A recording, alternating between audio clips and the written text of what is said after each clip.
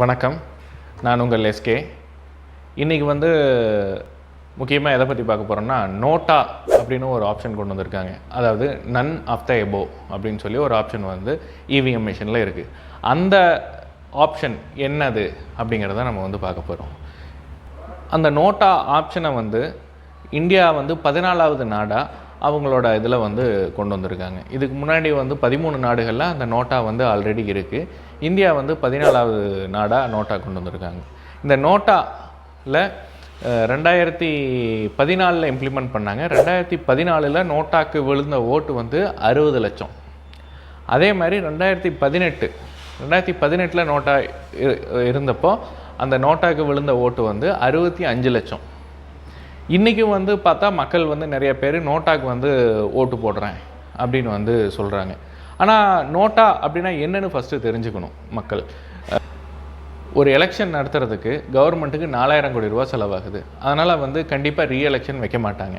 ரெண்டாவது யார் அதிக ஓட்டு வாங்குகிறாங்களோ அவங்கள எம்பியாவோ எம்எல்ஏவோ தேர்ந்தெடுத்துருவாங்க.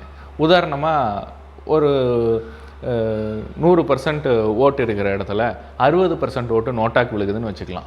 ப்ளஸ்ஸு இன்னொரு 10 கட்சி இருக்குது. அந்த 10 கட்சியில் ஒரு கட்சிக்கும் ஒரு பர்சன்ட், லைக் ஒரு கட்சிக்கு 12%, இன்னொரு கட்சிக்கு 10%, இன்னொரு கட்சிக்கு 4, 3, 2 அப்படின்ட்டு ஓட்டு விழுகும்போது இப்போ பார்க்கும்போது 60% ஓட்டு நோட்டாக்கு தான் விழுந்திருக்கு. வெறும் 12% ஓட்டு தான் இரண்டாவது வந்த கட்சிக்கு விழுந்திருக்கு.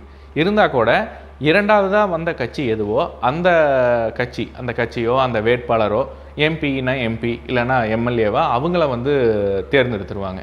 அதனால் நோட்டாக்கு ஓட்டு போடுறது பிரயோஜனம் இல்லை. பொதுவாக நோட்டாக்கு ஓட்டு போடுற காரணம் என்ன அப்படின்னு பார்த்தா, அந்த வேட்பாளர் சரியில்லை அப்படின்னு சொல்லி தான் மக்கள் நோட்டாக்கு ஓட்டு போடுவாங்க. இப்போ நோட்டாக்கு ஓட்டு போடுற வேட்பாளர் புதுசாக பழைய வேட்பாளர் யாரோ இருக்கிறாங்க அப்படிங்கும்போது அந்த வேட்பாளர் சரியில்லை அப்படின்னு சொல்கிறதுக்கு ஒரு அர்த்தம் இருக்குது. புது வேட்பாளர் நிற்கிறாரு, அந்த வேட்பாளர் சரியில்லை அப்படின்னு சொன்னால் அதில் என்ன அர்த்தம் இருக்குது? ஏன்னா அந்த வேட்பாளரை பற்றி கண்டிப்பாக யாருக்கும் தெரிய போகிறதில்ல. அந்த வேட்பாளரை பற்றின விஷயங்களோ, அந்த வேட்பாளர் எப்படி நல்லது பண்ணுவாரா நல்லது பண்ண மாட்டாருன்னு கூட தெரியாத இந்த வேட்பாளர் சரியில்லை அப்படின்னு சொல்லி நோட்டாக ஓட்டு போடுறது பிரயோஜனமற்ற செயல். சிந்திப்பீர், வாக்களிப்பீர். நன்றி, வணக்கம், ஜெய்ஹிந்த்.